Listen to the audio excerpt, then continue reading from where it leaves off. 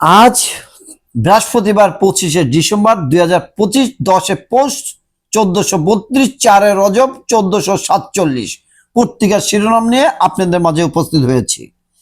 জনতার মহাসম্মুদ্রে তারেক রহমান ঐতিহাসিক স্বদেশ প্রত্যাবর্তন আজ দেশের মাটি ছোবেন 17 বছর পর। আজ সেই ঐতিহাসিক মাহেন্দ্রক্ষণ দীর্ঘ প্রতীক্ষার পর প্রায় 1.5 যুগের নির্বাসিত জীবন কাটিয়ে আজ জনসম্মুদ্রে স্বদেশ প্রত্যাবর্তন করেছেন বিএনপির কাণ্ডারি দলের ভারপ্রাপ্ত চেয়ারম্যান দেশ নেতা তারেক রহমান। লাখো কোটি নেতাকর্মীর পথপ্রদর্শক এই শীর্ষ নেতাকে স্বাগত জানাতে প্রস্তুত পুরো বাংলাদেশ। 6 স্তরের নিরাপত্তা চাদরে থাকবেন বিএনপির ভারপ্রাপ্ত চেয়ারম্যান তারেক রহমান। হযরত শাহজালাল আন্তর্জাতিক বিমানবন্দর থেকে বসুন্ধরা আবাসিক এলাকা পাশে জুলাই 36 এক্সপ্রেস সংবর্ধনা স্থল হয়ে এবারকের হাসপাতাল, সর্বশেষ গুলশানের নিজ বাড়িতে। জোট নিয়ে জটিলতা, শরিকদের আরো 8 আসন ছাড়ল বিএনপি। জামাতে এখনো চলছে দর কষাকষি। দুঃসময়ের কাণ্ডারি অপেক্ষায় গোটা দেশ। ফ্লাইওভার থেকে ছোড়া ককটেল, পথচারী নিহত। সংশোধিত অধ্যাদেশ অনুমোদন, 1 মিনিটও বন্ধ রাখা যাবে না ইন্টারনেট, বিলুপ্ত এনটিএমসি। স্থলবন্দরে পণ্যবাহী গাড়ি আটকে বিজেপির বিক্ষোভ।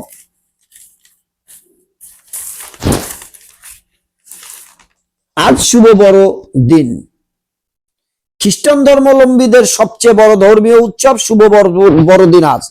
খ্রিস্ট ধর্মের প্রবর্তক যীশু খ্রিস্ট এদিন বেথলেহেমে জন্মগ্রহণ করেন। খ্রিস্ট ধর্মের অনুসারীরা বিশ্বাস করেন সৃষ্টিকর্তার মহিমা প্রচারের মাধ্যমে মানব জাতিকে সত্য ন্যায়ের পথে পরিচালিত করে প্রভু যিশুর পৃথিবীতে আগমন ঘটেছিল। ভোটের আগে এআইতে মহাবিপদ। আসল ও নকলের পার্থক্য করা কঠিন। কৃত্রিম বুদ্ধিমত্তা এআই ব্যবহার করে তৈরি করা ভুয়া ছবি, ভিডিও এবং কণ্ঠস্বর ডিপফেক দ্রুত ভুল তথ্য ছড়িয়ে ভোটারদের বিভ্রান্ত করতে এবং গণতান্ত্রিক প্রতিক্রিয়ার প্রতি মানুষের আস্থা নষ্ট করতে পারে, যার বড় প্রভাব পড়বে ভোটে। ফলে ভোটের আগে এআই মহাবিপদের আশঙ্কা করছে রাজনীতিবিদ এবং প্রযুক্তিবিদরা। তারা বলছেন বাংলাদেশের আসন্ন নির্বাচন কেন্দ্র করে কৃত্রিম বুদ্ধিমত্তার অপব্যবহার এক গুরুত্বর চ্যালেঞ্জ হিসেবে আবির্ভূত হয়েছে।